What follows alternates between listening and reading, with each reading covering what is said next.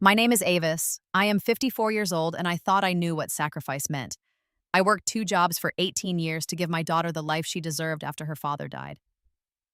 I bought a house with my own hands, every single payment made, with sweat and sleepless nights. I believed that love meant giving everything. I never imagined that one day my own daughter would look me in the eye and tell me I needed to leave, that my home now belonged to her in laws. I smiled when she said it. I said nothing. But that night, everything changed. Before I tell you what happened next, I would love to know where you are watching from.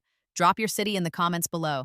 If you have ever felt unappreciated by someone you sacrificed everything for, please hit that like button. It means more than you know. And subscribe, because what comes next will show you exactly why sometimes the kindest thing you can do for yourself is walk away. Trust me, you will want to hear how this story unfolds.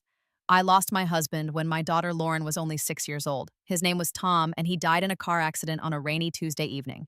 One moment he was on his way home from work, the next moment I got a call from the hospital. By the time I arrived, he was gone, just like that. No goodbyes, no final words, just gone. Tom did not leave us much. We had some savings, but most of it went to funeral costs and paying off the debts he had accumulated, trying to start a small business that never took off. What remained was barely enough to cover 3 months of rent. I was 32 years old, alone with a 6-year-old daughter, and absolutely terrified. I remember the night after the funeral. Lauren was asleep in her room, and I sat at our tiny kitchen table with bills spread out in front of me. The numbers blurred through my tears. How was I supposed to do this? How was I supposed to raise a child alone, pay rent, buy food, keep the lights on? But I did not have the luxury of falling apart. Lauren needed me. So I pulled myself together and started looking for work. I had been a stay-at-home mom since Lauren was born, so my resume was thin. But I was willing to do anything. I took a job as a bookkeeper at a small accounting firm during the day. The pay was modest, but it was steady. Then I took a second job waiting tables at a diner 4 nights a week. I worked from 8 in the morning until 3 in the afternoon. At the accounting firm, picked Lauren up from school, helped her with homework, made dinner, and then went back out to work from 6 until midnight at the diner. Those years were the hardest of my life. My feet ached constantly from standing all day and night. I was always tired, always running on empty. But every time I wanted to give up, I looked at Lauren. She was so small, so innocent, so completely dependent on me. I could not fail her. I lived like that for 10 years. We rented a small 2-bedroom apartment in a neighborhood that was not great, but not terrible. I saved every penny I could. I stopped buying new clothes for myself. I cut my own hair. We never ate out, never went on vacation, never did anything that cost extra money. Every single dollar went into a savings account. My goal was simple. I wanted to buy a house. I wanted Lauren to have stability, a place that was truly ours, a home where she could feel safe and rooted. I wanted her to have what I never had growing up. When Lauren was 16, I finally had enough for a down payment. I remember the day I signed the papers. My hands were shaking. The house was not much, a small 3-bedroom place in the suburbs that needed work. The paint was peeling, the roof had a few leaks, and the yard was overgrown. But it was ours. I will never forget the look on Lauren's face when I told her. She cried. We both did. We stood in the empty living room holding each other, and for the first time in 10 years, I felt like maybe, just maybe, everything was going to be okay. I spent the next few months fixing up the house. I could not afford to hire contractors, so I did most of the work myself.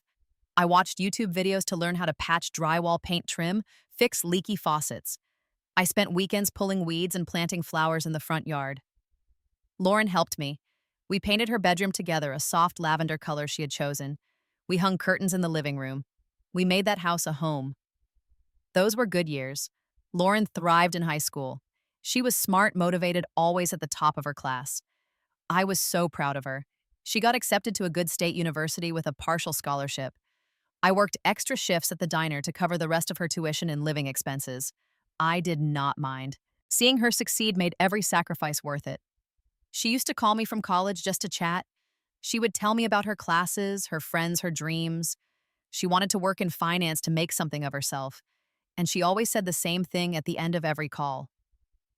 Mom, when I grow up and have a good job, I am going to take care of you.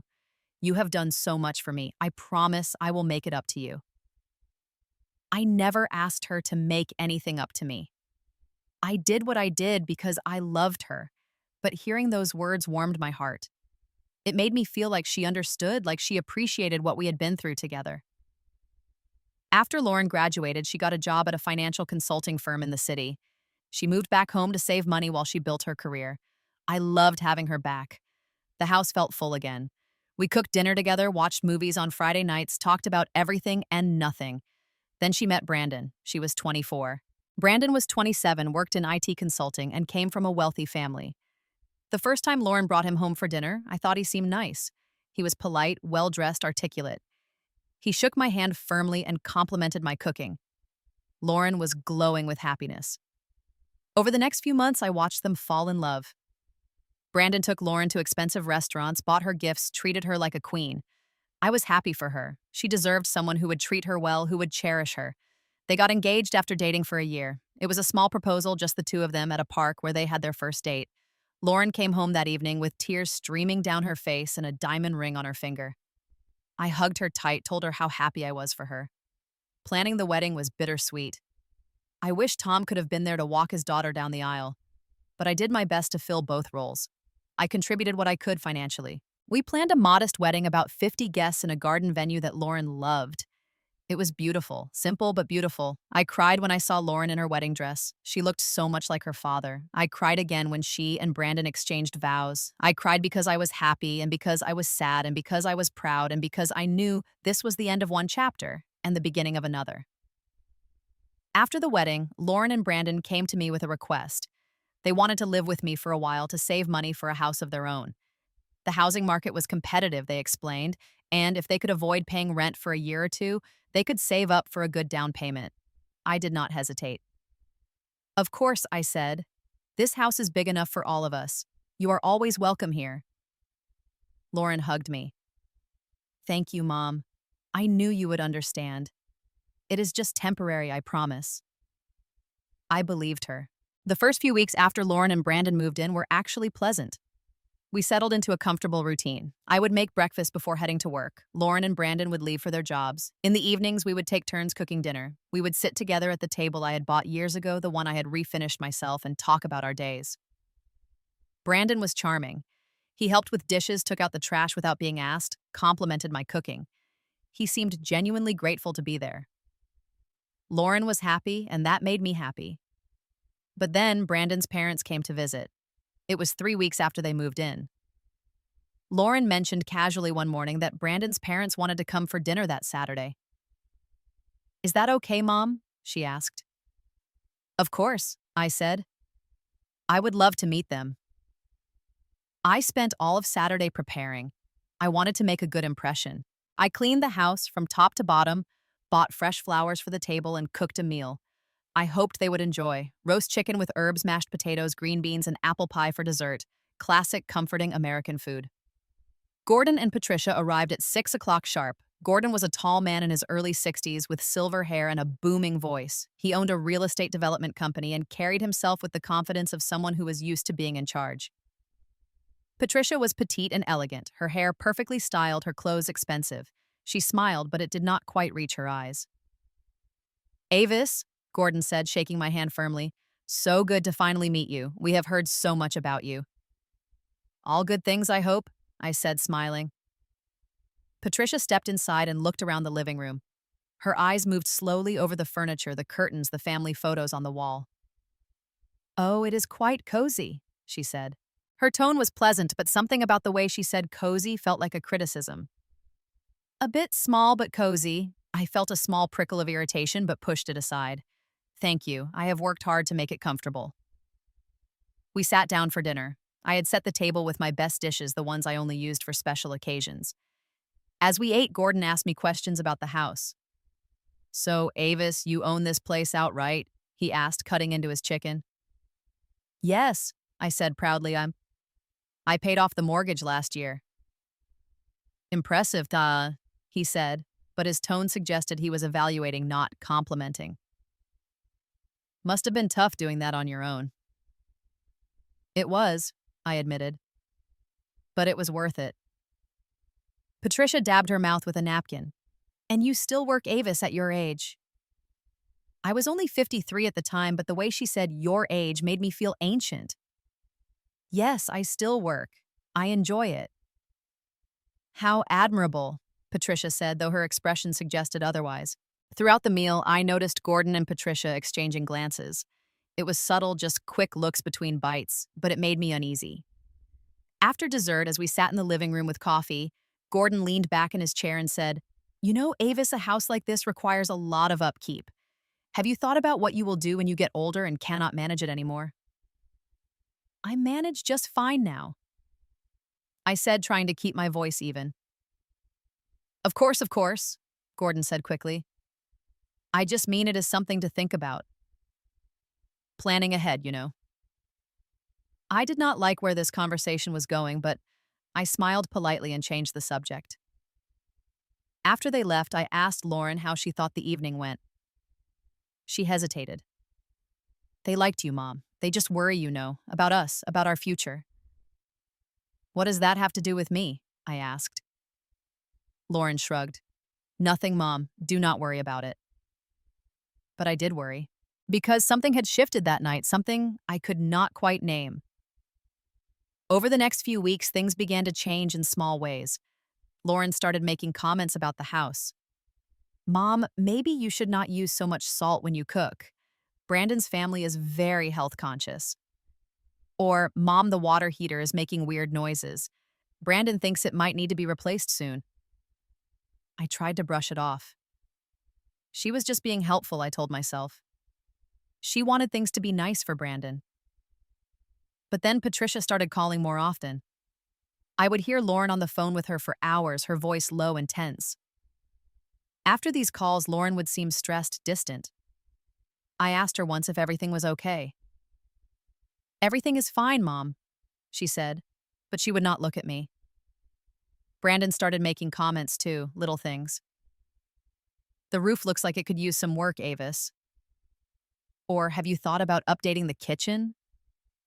It is pretty outdated." I felt defensive. "The house is fine, Brandon. I have maintained it well." "I am not criticizing," he said, holding up his hands. "Just making observations." But it felt like criticism. It felt like judgment. Then Gordon and Patricia started visiting more frequently. Every weekend, it seemed. They would show up unannounced, walk through the house as if they were inspecting it, comment on things that needed fixing or updating. Patricia would say things like, "These curtains are quite dated, Avis. Have you thought about replacing them?" Or Gordon would say, "The yard has a lot of potential if someone really invested time in it." I felt like a guest in my own home. But I bit my tongue. I did not want to cause problems for Lauren. This was her new family, and I wanted to support her. One Saturday afternoon, I came home from running errands to find Gordon in my backyard measuring things with a tape measure. I walked out and asked what he was doing. "Oh, just looking around," he said casually. "I was telling Brandon this space could really be maximized. You could put in a deck, maybe a small pool." "I like my yard the way it is," I said, trying to keep my voice calm. Gordon smiled. "Of course, just thinking out loud." But it did not feel like thinking out loud. It felt like he was planning something. That evening, I overheard Lauren and Brandon talking in their room. I was not trying to eavesdrop, but their door was slightly open and their voices carried. "Just talk to her," Brandon was saying. "This is the easiest solution." "I do not know if she will agree," Lauren said. "She will if you explain it right. She loves you. She will do it for you." I stood in the hallway, my heart pounding. What solution? What did they want me to do? I did not ask. I was afraid of the answer. A month later, Lauren came to me with a request that made my stomach drop. "Mom," she said one evening after dinner, "I need to ask you something." "What is it, sweetheart?" I said, sensing this was not going to be good. "Brandon's parents need a place to stay for a while. They are renovating their house, and the work is going to take about a month, maybe longer. They were wondering if they could stay here." I blinked. "Stay here for a month?" "Maybe a little longer," Lauren said quickly.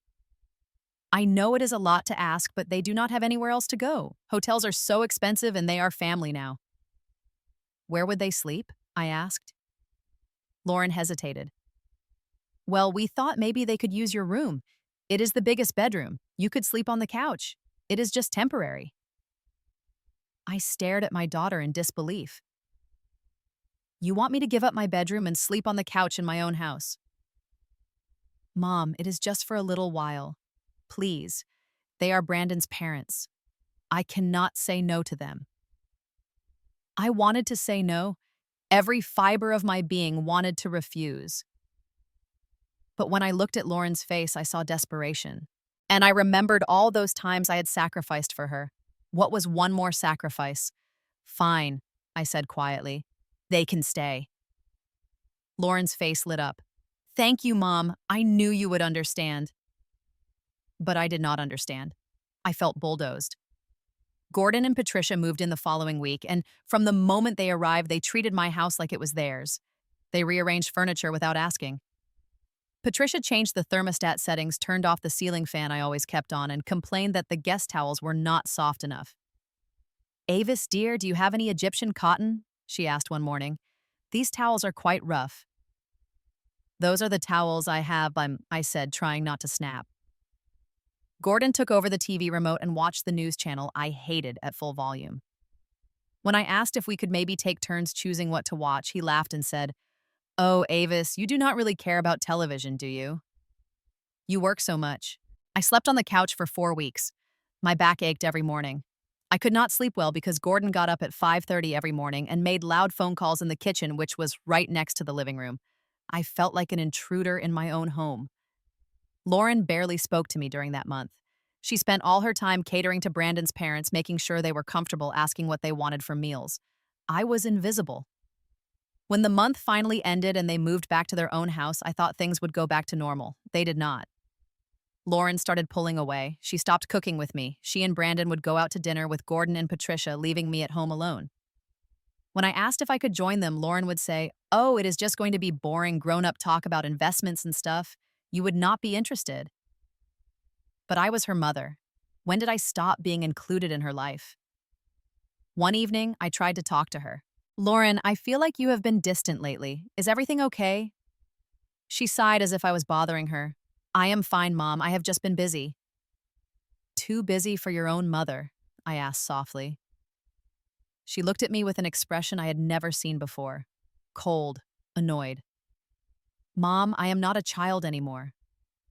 I have my own life now. You need to accept that." "I do accept that," I said, my voice breaking. "But that does not mean you have to shut me out." "I am not shutting you out." She said, her tone sharp. "You are being dramatic." Dramatic. She called me dramatic for wanting to spend time with my own daughter. Things got worse. Brandon started talking about money. One evening, he sat down with me at the kitchen table and said, "Avis, Lauren, and I have been thinking. Since we are living here and contributing to the household, we should have more say in how things are managed." "What do you mean?" I asked carefully. "Well, for example, bills. We think expenses should be split more fairly, and maybe some upgrades to the house. It needs work, and if we are going to be here longer, we should invest in making it nicer." "I have been managing this house just fine for years," I said, my voice tight. "I am not saying you have not," Brandon said smoothly. "I am just saying we are a team now. We should make decisions together." But this was not his house, it was mine. I had paid for every single thing in it, and now he wanted a say in how it was run. I felt anger rising but pushed it down. "I will think about it," I said. Lauren came home later that evening and cornered me. "Mom, why are you being so difficult with Brandon? He is just trying to help." "Help," I repeated. "This is my house, Lauren. I bought it, I paid for it. I do not need help managing it." "Here we go," Lauren said, rolling her eyes. "You always bring up the past. Yes, you bought the house. Yes, you worked hard. I get it. But that does not mean you get to control everything forever." I was stunned. "I am not trying to control anything. I am just trying to keep my own home." "Your home," Lauren said, her voice rising. "I live here too. Brandon lives here too. It is our home now." "No," I said firmly. "It is my home. You are staying here temporarily, remember, to save money for your own place. Lauren's face flushed red. Maybe we changed our minds. Maybe we like it here. And there it was. The truth I had been avoiding. They were not planning to leave. They were planning to stay. Permanently. Lauren, I said slowly, you cannot just decide to live here forever without asking me. Why not? She shot back. You said we were welcome here. For a visit, not forever. Well, maybe I do not want to leave, she yelled. Maybe I am tired of struggling to save money while you sit here in this big house all alone. I felt like she had slapped me. I worked for this house. I sacrificed everything for you to have a good life, and now you are acting like I owe you something. You do not owe me anything, Lauren said coldly. But I do not owe you anything either. Just because you made sacrifices does not mean I have to be grateful forever. I stood there speechless as my daughter walked away. Things were tense for the next 2 weeks. Lauren and I barely spoke. Brandon avoided me. I felt like a stranger in my own home. Then came the Saturday that changed everything. I woke up early and made coffee. I was sitting in the kitchen when I heard voices from the living room. Lauren, Brandon, Gordon, and Patricia were all there talking in low tones. I stayed in the kitchen listening. It is settled then, I heard Gordon say. We will move in next month. My heart stopped. Move in. Who was moving in? I walked to the doorway. What is going on? They all turned to look at me. There was a long, awkward silence. Finally, Lauren stood up. Mom, we need to talk. About what? I asked, though I already knew this was not going to be good. Lauren took a deep breath. Brandon and I have been thinking. This house is really too big for just you. You are getting older and maintaining it must be hard. I am 54 years old, not 80, I said sharply. And I manage just fine. Let me finish. Lauren said, her voice strained. Gordon and Patricia need a place to live. Their house is too expensive to maintain and they are looking to downsize. I stared at her. And we think it would make sense for them to move in here. The room spun. Move in here permanently. Brandon spoke up. It makes sense, Avis. They are getting older. They need a smaller, more manageable place. And you have this big house. My house, I said, my voice shaking. That I worked for, that I paid for. Patricia chimed in with false sweetness. Avis, dear, we would compensate you, of course. We are not asking for charity. Compensate me, I repeated slowly, for my own house. Mom, please, Lauren said. Just listen. You are still young. You can work. You can rent a nice apartment somewhere. I looked at my daughter in disbelief. You want me to move out of my own house so your in-laws can move in. It is not like that, Lauren said, but her eyes would not meet mine. Then what is it like? I demanded. Gordon stood up, his voice taking on a business-like tone. Avis, let us be practical. You are living alone in a 3-bedroom house. That is not efficient. Patricia and I need a place, and this house is perfect for us. We are willing to pay you fair market value. The house is not for sale, I said through gritted teeth. Mom, stop being difficult, Lauren snapped. We are trying to find a solution that works for everyone. Everyone except me, I said. Lauren's face hardened. She looked me directly in the eyes and said the words I will never forget. You need to leave. My in-laws deserve this house now. Deserve. That word echoed in my head. They deserved my house. The house I had bought with money I earned working 2 jobs. The house I had painted and repaired with my own hands. The house I had created as a safe haven for my daughter. They deserved it, and I needed to leave. I looked at Lauren, really looked at her, and I realized I did not recognize the person standing in front of me. This was not the little girl who used to help me paint her bedroom. This was not the young woman who promised to take care of me someday. This was a stranger. I bought this house, I said quietly. I paid for every single thing in it. The furniture, the appliances, everything. This is mine. Patricia waved her hand dismissively. Oh, Avis, do not be so sentimental. It is just a house. It is not just a house, I said, my voice breaking. It is my home. And I am your daughter, Lauren said coldly. I am asking you to do this for me, for my marriage, for my family. I stood there looking at the four of them. They were all staring at me, waiting for me to fold, to give in, to sacrifice myself one more time. And I almost did. Because that is what I had always done. I had always put Lauren first. I had always sacrificed. But then something inside me shifted. A small voice in my head whispered, "No more." I looked at Lauren and smiled. It was not a kind smile. It was the smile of someone who had finally had enough. "Okay," I said calmly.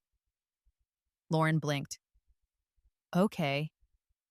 "Yes," I said. "I will leave." Lauren let out a breath, relief flooding her face. "Thank you, Mom. I knew you would understand. We can work out the details." "Oh, we will work out the details," I said, still smiling. "Do not worry about that." I turned and walked to my bedroom, closing the door behind me. I stood there for a moment, my heart pounding. Then I pulled out my phone and made a call. I spent the rest of that Saturday locked in my room making plans. The first call I made was to my lawyer, a woman named Dorothy, who had helped me with the house purchase years ago. "Dorothy, I need your help," I said, my voice steady despite the storm raging inside me. "What is going on, Avis?" she asked. I explained the situation. When I finished, there was a long silence. "Let me make sure I understand," Dorothy said slowly. "Your daughter and her husband want you to move out of your own house so his parents can move in." "Yes." "And your name is on the deed?" "Yes, just mine. I paid off the mortgage last year." "Then legally the house is entirely yours. They have no claim to it whatsoever." "I know," I said, "but I need to know my options." "Well, you could evict them, but that would take time and probably damage your relationship with your daughter even more." Or, Dorothy paused. "You could simply leave as they have asked, but take everything that belongs to you with you." "Everything?" I asked. "Everything you paid for? If you bought the furniture, take it. If you bought the appliances, take them. The house is yours. You can choose to let them stay in it or not, but everything in it that you purchased, that is yours too." A plan began forming in my mind. "Can I change the locks?" "It is your house," Dorothy said. "You can do whatever you want with it." "What if I want to sell it?" "Again, it is yours. You do not need anyone's permission." I thanked Dorothy and ended the call. Then I opened my laptop and got to work. First, I went through every receipt I had saved over the years. I was meticulous about record keeping, a habit from my accounting job. I had proof of purchase for almost everything in the house. The sofa I bought 8 years ago. The dining table I found at an estate sale and refinished. The television I splurged on 2 Christmases ago. The refrigerator, the washing machine, the dryer. The dishes, the silverware, the pots and pans. The curtains, the rugs, the lamps. Everything. The only things I did not buy were a few items Lauren and Brandon had brought with them when they moved in, and some old furniture I had stored in the garage years ago. Next, I called a moving company. "I need to move this Wednesday," I said. "Evening around 7 o'clock. Can you do that?" "We can, the man said. "How much are we moving?" "Almost an entire 3-bedroom house," I said. "Furniture, appliances, boxes, everything." "That is a big job for an evening move," he said. "I will pay extra," I said. "I need it done quickly and quietly." We agreed on a price and scheduled the time. Then I started looking for a place to live. I did not want anything big. I did not need a big house anymore. I found a small 1-bedroom apartment in a town 20 minutes away. It was cozy, affordable, and available immediately. I signed the lease that afternoon. For the next 3 days, I acted completely normal. I went to work, came home, made dinner, or smiled when I needed to. Lauren seemed relieved that I was not fighting anymore. She even hugged me on Monday evening and said, "I am glad you are being reasonable about this, Mom." I hugged her back and said nothing. On Tuesday, I started packing. I worked in my room with the door closed carefully, boxing up my clothes, my personal items, my photo albums, everything that mattered to me. On Wednesday, I called in sick to work. After Lauren and Brandon left for their jobs, I spent the entire day going through the house, marking everything that was mine with small sticky notes. The movers would need to know what to take. At 5:30, Lauren texted me that she and Brandon were having dinner with Gordon and Patricia. They invited me, but I declined, saying I was not feeling well. Perfect. At 7 o'clock, the moving truck pulled up to the house. 3 men got out and I directed them inside. Everything with a sticky note gets loaded, I said. Work fast. They did. They were professionals and they moved with efficient speed. The sofa went first, then the matching armchairs, the dining table and chairs, the television and entertainment center, the refrigerator, which I had bought new when the old one died 2 years ago, the washer and dryer, my bedroom furniture, the microwave, the coffee maker, the toaster. Kitchen items came next. I took all the good pots and pans, the dishes I had collected over the years, the silverware, the glasses. I left behind a few old mismatched plates and cups from a discount store, things I had bought decades ago and barely used.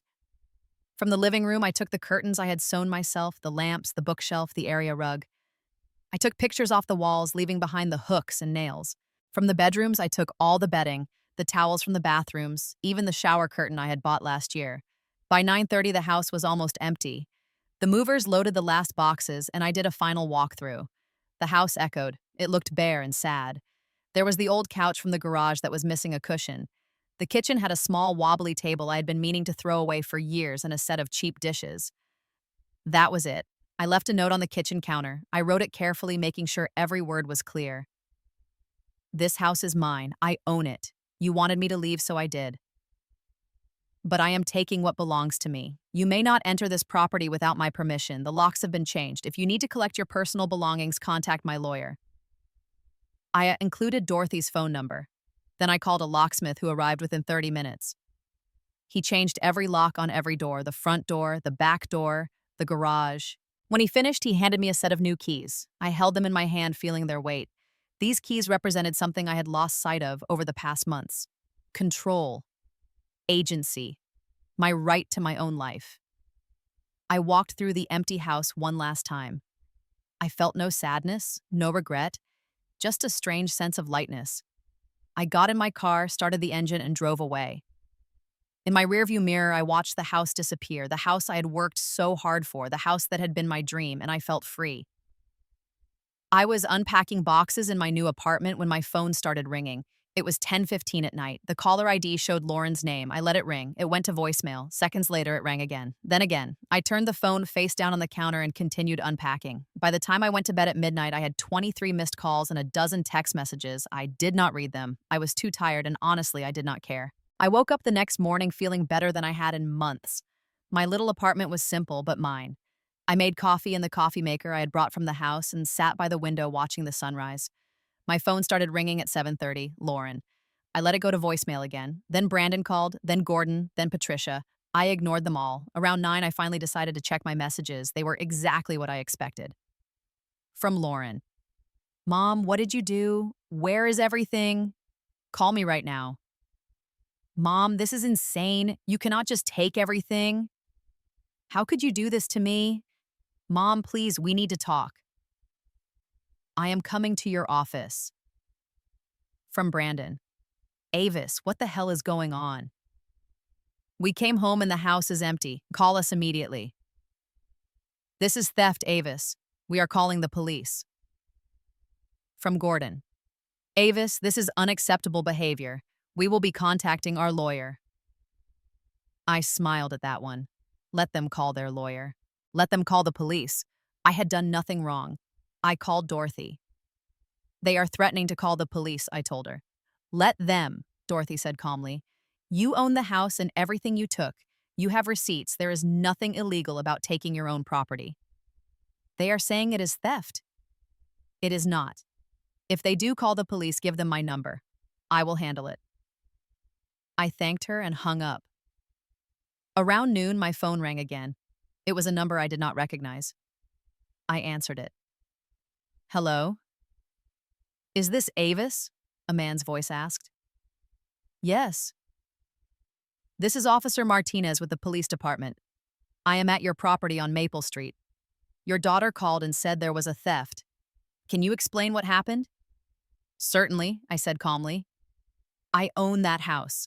I am the sole person on the deed. Yesterday, I removed my personal property from the house. Nothing was stolen. Everything I took belonged to me, and I have receipts to prove it. Your daughter seems to think otherwise, the officer said. As my daughter is mistaken. The house is mine. The furniture was mine. I chose to remove my belongings from my own property. If you need documentation, I can provide my deed mortgage payoff papers and receipts for every item I took. There was a pause. Okay, can you provide the name of your lawyer? I gave him Dorothy's information. She can confirm everything. All right, I will follow up with her, but ma'am, this sounds like a family dispute, not a criminal matter. That is correct, officer. Thank you. After I hung up, I felt a strange sense of satisfaction. They had tried to make me the villain, and it had not worked. Over the next few days, the calls and messages continued. Lauren was desperate now. Mom, please, we have nowhere to sit. We have no refrigerator, no dishes. How are we supposed to live here? You told me to leave, I finally texted back. So I left. You can stay in the house if you want, but I took what belongs to me. You are being cruel, she replied. No, I wrote back. I am being fair. You wanted the house. You have it. But you do not get my things too. Lauren tried a different approach. She called and her voice was soft pleading. Mom, I am sorry. I did not mean what I said. I was confused. Brandon's parents were pressuring me and I messed up. Please, can we talk about this? There is nothing to talk about, I said. Mom, please, I'm your daughter. And I am your mother, I said. The mother who gave up everything for you. The mother who worked 2 jobs so you could have a good life. The mother you told to leave her own home because your in-laws deserved it more. I said I am sorry, Lauren said, crying now. Sorry does not undo what you said. Sorry does not undo what you did. So what, you are just going to abandon me? She asked. I am not abandoning you, I said. I am choosing myself for the first time in my life. There is a difference.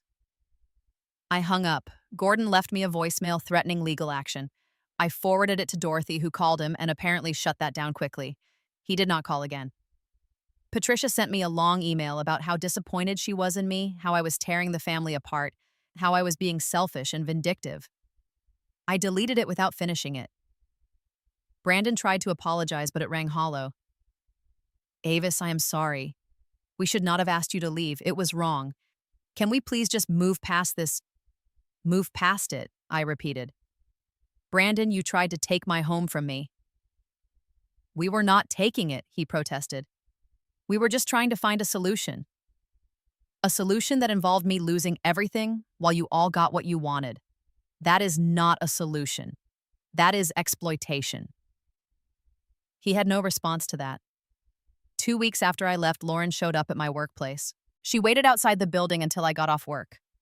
Mom, she said, stepping in front of me. Please, just talk to me. She looked terrible. Her eyes were red and puffy, her hair was messy, and she looked like she had not slept in days. What do you want, Lauren? I asked tiredly. I want my mom back, she said, tears streaming down her face.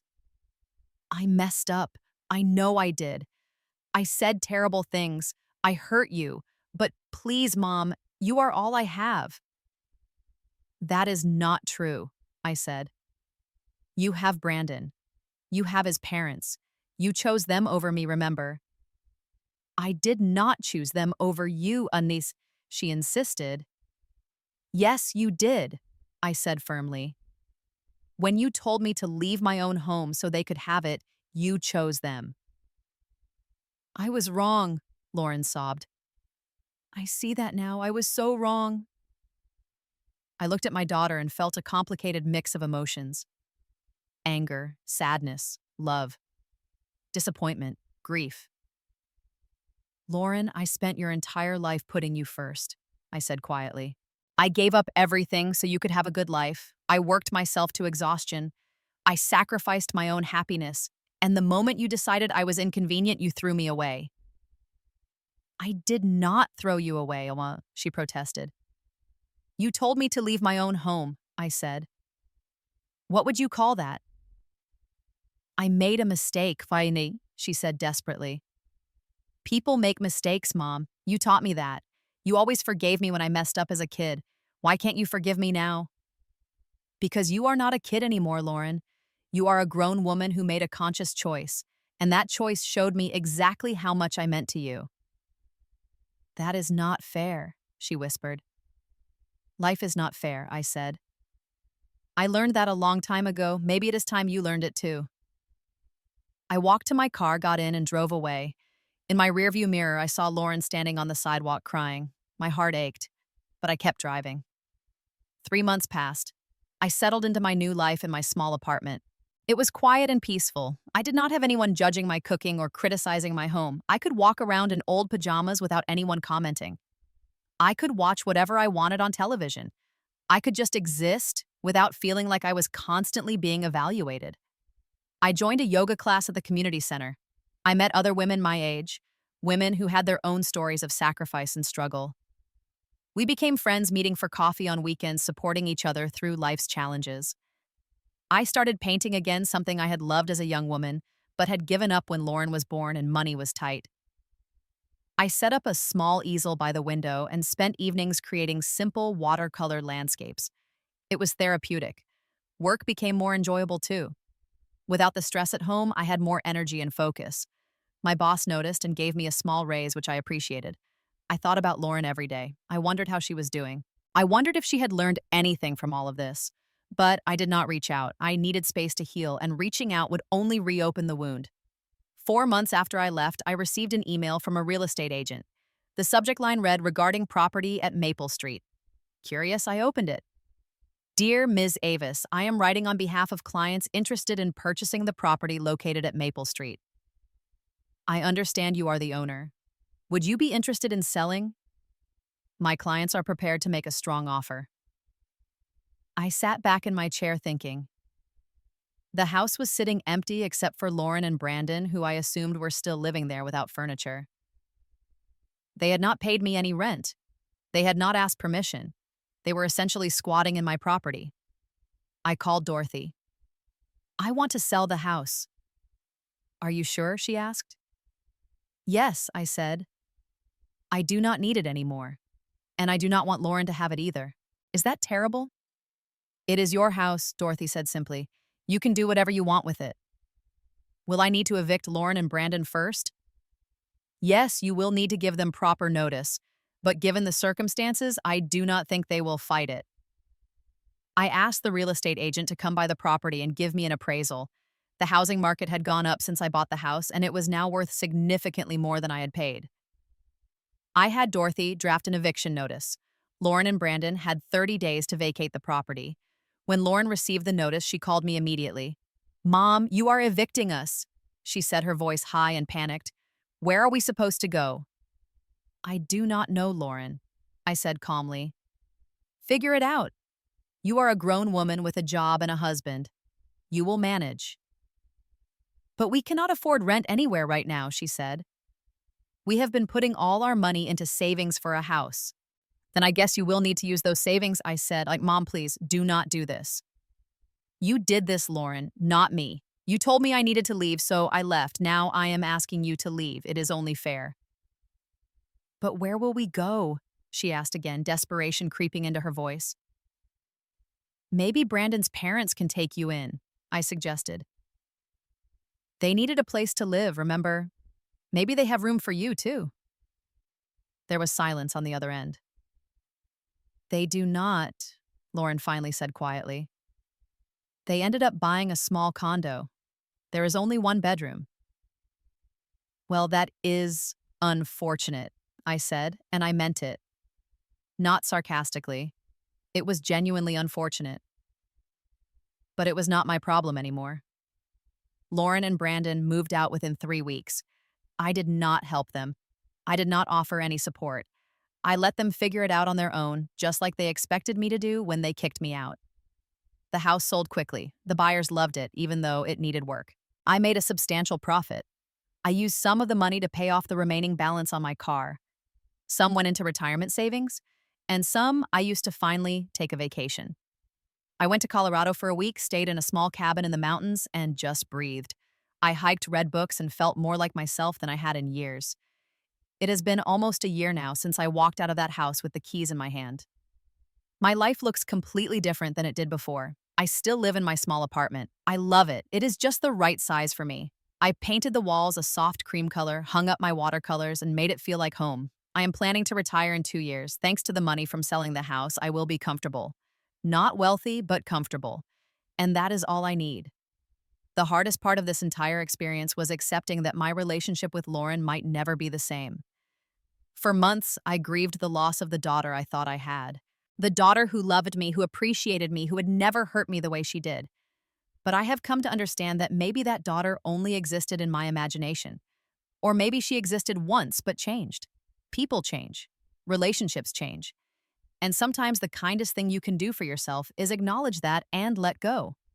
Lauren and I have had limited contact over the past year.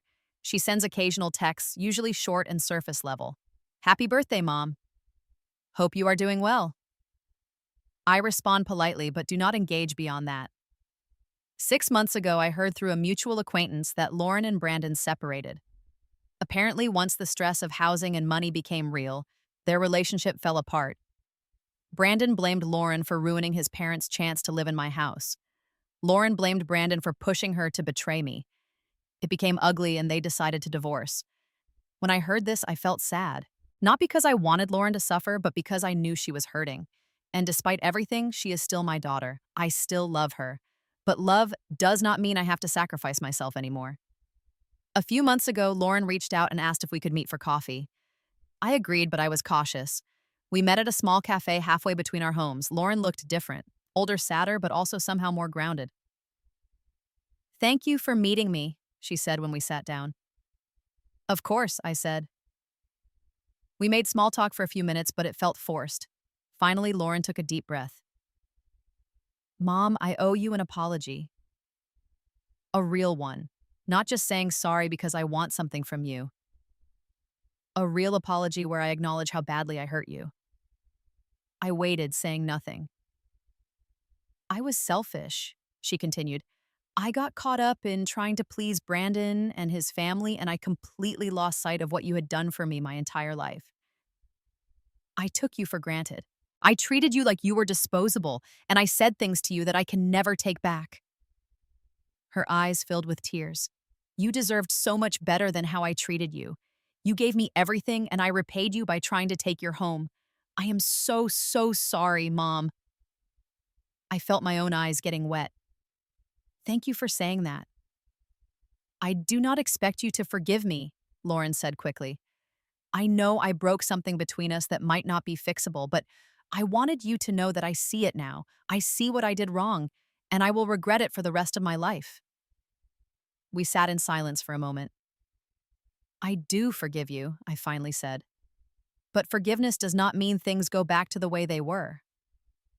Lauren nodded. "I understand.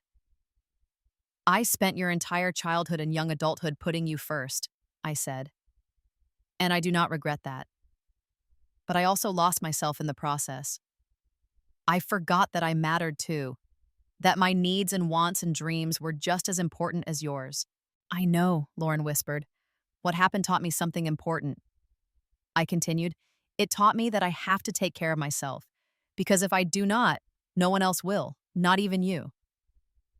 "You are right," Lauren said, "and I hate that I was the one who taught you that lesson." We talked for another hour. It was not easy and there were uncomfortable moments, but it was honest, and that was something. As we were leaving, Lauren asked, "Do you think we will ever be close again, like we used to be?" I thought about it carefully before answering. I do not know.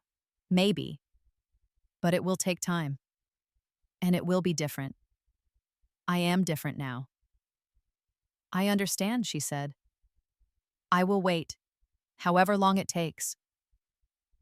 We hugged before parting ways. It was brief and a little awkward, but it was something. I do not know what the future holds for Lauren and me. Maybe one day we will rebuild our relationship into something healthy and balanced. Maybe we will not. Either way, I will be okay. Because I learned the most important lesson of my life through all of this. I learned that sacrifice is beautiful when it is chosen freely and given with love. But sacrifice becomes destructive when people expect it, demand it, and take it for granted. I learned that setting boundaries is not selfish. It is necessary. It is how you protect your own heart and dignity. I learned that you can love someone deeply and still choose yourself. Those two things are not mutually exclusive. And I learned that sometimes the greatest act of love you can give is not to another person, but to yourself. I am 55 years old now. I am starting this new chapter of my life with less than I had before. A smaller home, a simpler life, a broken relationship with my daughter. But I have something more valuable than any of that. I have my self-respect, I have my peace, I have my freedom, and I have no regrets. Walking away was not giving up. It was choosing my own peace. It was refusing to let anyone, even my own daughter, treat me like I did not matter. I held those keys in my hand that night and I walked out. And in doing so, I unlocked something far more important than a door. I unlocked myself.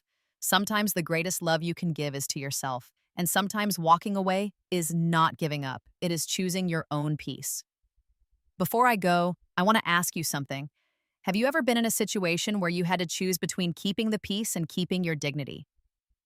How did you handle it? I would love to hear your thoughts in the comments below. If this story resonated with you, if you have ever felt taken for granted or unappreciated by someone you loved, please hit that like button. It helps more people find these stories and know they are not alone. And please subscribe to this channel. I share stories of real people facing real challenges and how they found the strength to choose themselves. You deserve to hear these stories. We all do. Share this video with someone who needs to hear it. Someone who is struggling to set boundaries. Someone who gives and gives until there is nothing left. Someone who needs permission to walk away. This might be the message they need today. Thank you for listening to my story. Thank you for being here. I hope you know that you matter. Your needs matter. Your peace matters. And you are never selfish for protecting those things. Take care of yourself. I mean that. Really take care of yourself because you deserve it. Until next time.